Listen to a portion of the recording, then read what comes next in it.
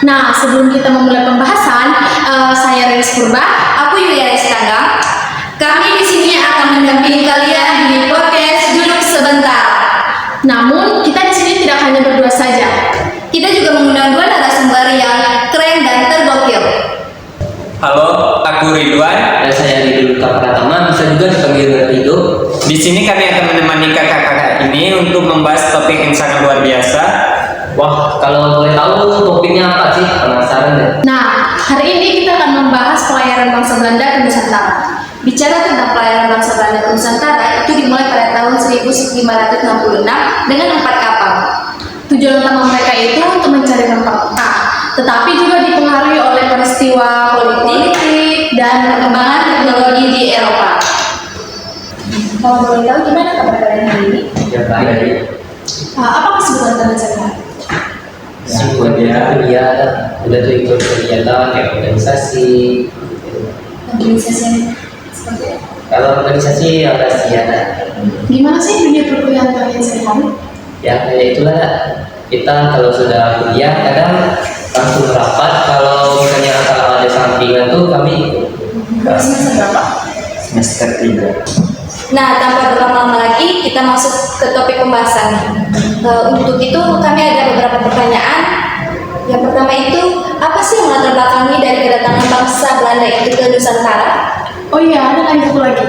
Bagaimana bangsa Belanda bisa menuju ke Nusantara? Baiklah, menurut beberapa sumber yang saya baca, latar belakang kedatangan bangsa Belanda ke Indonesia itu mempunyai beberapa faktor. Yang pertama ialah untuk mengambil rempah-rempah di Nusantara. Dikarenakan adanya larangan Belanda untuk mengambil rempah-rempah di Lisabon, yaitu wilayah kekuasaan Portugis. Yang kedua ialah memonopoli perdagangan. Dan yang ketiga adalah VOC. Kalau dari segi jalur pelayaran sendiri, kedatangan bangsa Belanda ke Nusantara itu dimulai dari Belanda datang ke Tanjung Harapan, kemudian langsung ke Banten, Indonesia. Kalau menurut pendapat Ridho, gimana? Kalau menurut pendapat saya itu betul yang kata Ridwan tadi, Belanda tidak boleh mengambil di pelabuhan Portugis Lisabon. Iya. Nah, di Lisabon, karena kan si Portugis dan Spanyol itu bersahabat. Sedangkan pada saat itu Belanda dan Spanyol ini sedang berperang. Karena Belanda ini ingin memisahkan diri dari Spanyol karena adanya perbedaan keyakinan, di mana si Belanda ini menganut Protestan, sedangkan si Spanyol ini menganut Katolik. Nah, karena adanya perbedaan keyakinan ini, sehingga Belanda ini memutuskan untuk memisahkan diri. Nah, karena perang ini pula lah yang menyebabkan si Belanda tidak bisa mengambil rempah-rempah di pelabuhan Portugis tadi atau di Lisabon tadi. Nah, setelah itu kan itu yang membuat si Belanda ini untuk memutuskan diri untuk mencari rempah-rempahnya sendiri dan ini membuatnya sendiri. Nah, akhirnya pada tahun 1596 sekitar itulah ya. 1596 akhirnya ada seorang Belanda yang ingin ke Nusantara, yaitu Cornelis de Houtman, berbekalkan peta yang dia dapatkan dari awak kapal Portugis yang berkebangsaan Belanda, yaitu John Hogen van Diepoten. Nah, John Hogen ini memberikan peta pelayaran Portugis ke Cornelis. Nah, Cornelis ini berbekalkan peta yang dia dapatkan dari John Hogen ini sudah itu bersertakan 300 awak kapal dan 4 buah kapal. Akhirnya Cornelis pergi dari Belanda menuju ke Tanjung Harapan. Nah, di Tanjung Harapan ini ia terkejut dengan kapal-kapal yang berlayar di sana, yang mana kapal-kapal tersebut besar-besar dan canggih-canggih. Yang mana ternyata yang membawa kapal tersebut adalah orang-orang Nusantara. Nah, setelah itu si Cornelis ini berbincang-bincang dengan orang-orang Nusantara tersebut. Setelah mendapatkan informasi tentang Nusantara, akhirnya si Cornelis ini pergi langsung dari Tanjung Harapan langsung ke Banten. Nah, perbedaan dari pelayaran Cornelis dengan pelayaran Portugis ini, kalau Portugis kan dari Tanjung Harapan selalu menyusuri pantai atau tidak. Kalau bisa dibilang itu tidak boleh jauh dari pantai, dari pesisir pantai langsung menembus ke Nusantara. Nah, kalau si Cornelis ini dari Tanjung Harapan langsung tembus ke Banten. Sebelum ke Banten dia agak nyasar dikit ke pelabuhan Australia. Setelah itu baru dia ke Banten. Nah, di Banten sendiri dia juga menemukan kapal-kapal yang besar yang dia temukan di Tanjung Harapan tadi. Namun karena telah sampai kan si Cornelis ini kan telah sampai ke Kesultanan Banten. Karena sifatnya yang tidak bisa berdiplomasi, sudah yang sifatnya ini juga yang sedikit sombong, akhirnya tidak disenangi oleh orang-orang yang ada di Kesultanan Banten. Akhirnya dia diusir dari Kesultanan Banten. Setelah diusir, akhirnya dia berlabuh ke Madura. Nah, di Madura ini dia juga membuat keonaran. Setelah membuat keonaran, akhirnya ia sampai ke Bali. Di Bali ini ia mendapatkan rempah-rempah berupa beca. Setelah mendapatkan rempah ini, akhirnya ia kembali ke Belanda. Nah, di Belanda sendiri ia mendapatkan perhatian dari pelayar-pelayar Belanda ya. Pelayar-pelayar Belanda, yang mana pelayar-pelayar Belanda ini ingin ke Nusantara karena melihat Cornelis membawa cukup banyak rempah-rempah. Nah, sejak saat itu banyak pelayar-pelayar atau pedagang-pedagang Belanda yang menuju ke Nusantara. Karena saking banyaknya para pedagang-pedagang Belanda yang ada di Nusantara, sehingga mereka berkonflik atau berselisih untuk mengincar rempah. Nah, karena perselisihan tersebutlah terbentuklah sebuah kongsi dagang, atau mereka ini berinisiatif untuk menciptakan sebuah kongsi dagang, yang mana semua perusahaan yang ada di Belanda ini mereka menjadikan satu, yaitu yang dikatakan Ridwan dari POC lah. Nah, POC. Nah, akhirnya terbentuknya POC. Sebelum mereka ingin melakukan ekspedisi besar-besaran ke Nusantara, mereka minta bantuan juga ke pemerintahan Belanda, karena pemerintahan Belanda ini tidak bisa membantu secara dana kan, karena si pemerintah Belanda ini kan sedang berperang dengan Spanyol. Nah, akhirnya si pemerintah Belanda ini memberikan hak istimewa kepada POC ini berupa hak istimewa, yaitu si POC ini bisa membuat pemerintahannya di negeri jajahannya. Nah, setelah mendapatkan hak istimewa itu kan, akhirnya si POC ini langsunglah melakukan ekspedisi besar-besaran ke Nusantara. Mereka memonopoli perdagangan, mereka menjajah wilayah yang ada di Nusantara dan sebagainya. Nah, kan karena akibat hal tersebut yang membuat POC ini menjadi perusahaan besar dan terkaya hingga saat ini. Nah, karena POC ini menjadi perusahaan terkaya dan besar, akhirnya pemerintah Belanda ini mendapatkan dampaknya juga, yang mana pemerintah Belanda ini akhirnya merdeka dari Spanyol dan pada saat itu sempat menjadi negara adidaya.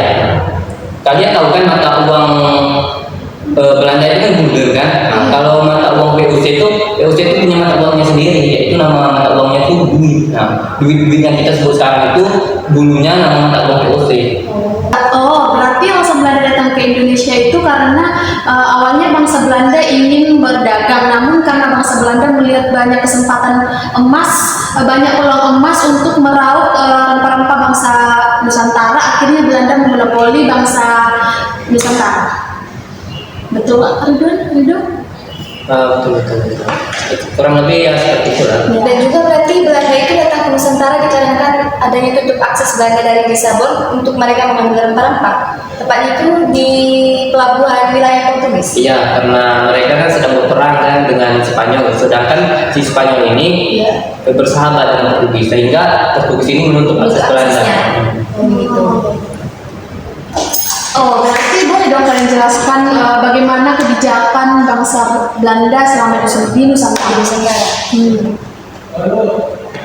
Bagaimana menurut Rido sama Ridwan? Kebijakan bangsa Belanda selama di Indonesia itu yang kami ketahui ada beberapa. Yang pertama adalah sistem tanam paksa. Motif utama dari sistem tanam paksa adalah karena kesulitan finansial yang dialami oleh bangsa Belanda yang diakibatkan perang antara Belanda dan Jawa selama tahun 1825 sampai 1830 dan dilanjutkan dengan perang Belgia pada tahun 1830 sampai tahun 1831. Yang kedua ada sistem monopoli. Sistem monopoli perdagangan. Sistem monopoli perdagangan ialah sistem ekonomi yang mana bangsa Belanda mempunyai hak kendali eksklusif terhadap perdagangan dan produksi di negara jajahannya sendiri. Betul yang dikatakan Ridwan tadi, yang ada beberapa bagian kayak kebijakan monopoli, Sistem tanam paksa. monopoli. Lalu ada lagi yang lain, yaitu namanya kebijakan politik etis atau politik balas budi, yang mana isi dari politik etis tersebut adalah yang pertama imigrasi, irigasi, dan edukasi. Sudah itu ada pula kebijakan lainnya, yaitu namanya divide et impera, yang mana nama lainnya yaitu politik adu domba. Nah, yang mana Belanda ini mengadu domba antara sesama masyarakat Nusantara untuk mereka terpecah belah dan si Belanda ini bisa masuk ke dalam pemerintahan mereka. Berarti kebijakan bangsa Belanda selama di Nusantara itu terdapat beberapa. Yang pertama itu sistem tanam paksa, Dan juga adanya politik etis, monopoli. dan juga ada divide impera, juga disebut itu dengan adu domba bukan? Ya, betul. Oh, iya, Oke, selanjutnya siapa saja sih tokoh Belanda yang datang Nusantara itu? Coba kalian sebutkan. Nah, selanjutnya itu apa betul Indonesia pernah dijajah Belanda selama 350 tahun? Boleh dijelaskan saudara Nido dan sama Ridwan?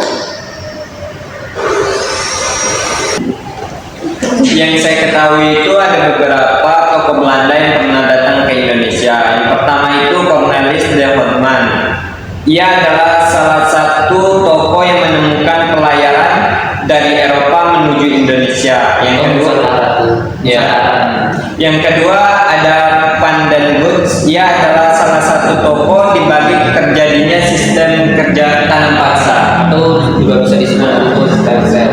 Nah, kalau ini kan tadi kan ada Cornelis, Van den Bosch, berarti ada juga namanya Van Dieterzoon, yang mana dia ini pencetus berdirinya Batavia pada saat itu, yang mana Batavia menjadi pusat dari pemerintahan VOC. Nah, sudah itu ada namanya William Daniels, yang mana kebijakan yang terkenalnya ini yaitu pembuatan jalan pos dari Anyer ke Penarukan. Nah, untuk yang dinyatakan dari itu yang 350 tahun tadi, kami tidak setuju, tidak sependapat. Kurang setuju. Kurang setuju dengan 350 tahun. Kalau ditarik mundur ke 350 tahun itu dari pelayaran Cornelis yaitu 1996 sampai 1949, yang mana 1949 ini si Belanda menyatakan Indonesia merdeka secara de facto. Sedangkan menurut sejarah atau beberapa sumber yang saya tahu, Belanda ini berhasil menjajah Indonesia itu atau keseluruhan lah menjajah Indonesia itu pada tahun 1907 sampai 1949. Nah, kalau bisa ditarik kan dari 1907 ke 1949 itu 35 tahun. Jadi kalau misalnya dikatakan 350 tahun itu kurang tepat. Yang lebih tepatnya kalau menurut kami atau menurut saya itu 35 tahun. Gitu ya. Sebenarnya 350 tahun itu hanyalah orasi Bung Karno untuk membakar semangat rakyat Indonesia agar terbebas dari jajahan bangsa Belanda. Karena Bung Karno tuh ngerasa sedikit itulah kayak kesal dengan Belanda supaya memicu semangat rakyat Indonesia untuk terbebas dari penjajahan Belanda. Jadi Bung Karno tuh menyatakan 350 tahun. Dari pendapat yang kalian sampaikan tadi kan kalian menyebutkan bahwa ada salah satu tokoh Belanda yang datang ke Nusantara itu ada salah satunya Cornelis de Houtman. Di mana Cornelis de Houtman ini yang menemukan jalur pelayaran dari Eropa ke Nusantara. Dan juga jalur pelayaran ini yang ditemukan Cornelis ini menjadi warisan bagi penjajah Belanda. Ya betul. Yang mana para pedagang Belanda ini mengikuti pelayaran si Cornelis ini. Yang mana kan pelayaran Cornelis ini tidak melewati jalur Portugis, yang mana mereka tidak ketemu Portugis. Nah, dari pendapat kalian yang tadi bahwa pendapat kalian berdua tadi kurang setuju bahwa di Indo dijajah selama 350 tahun, tidak setuju karena itu hanya orasi dari Bung Karno untuk membakar semangat rakyat Nusantara, itu kan? Iya betul. Kalau misalnya ditarik ke belakang kan kalau 350 tahun kan dari 1596 sampai 1949. Jadi kurang tepat juga 1596 itu kan kalau di Batu Cornelis itu hanya pedagang atau penjajah. Berarti ini perlu lagi dicari bukti-bukti apa benar dari semua orang atau gimana? Ya kalau kami berpendapat itu kan lebih tepatnya kalau secara resmi kan si Belanda yang menjajah Nusantara itu 1967 dari beberapa sumber yang kami dapatkan. Sekianlah podcast kami pada hari ini. Jika ada pembahasan kami yang kurang tepat, boleh ketik di kolom komentar di bawah ini. Jangan lupa ya di komen. Sampai jumpa lagi di podcast kami di Podcast Duduk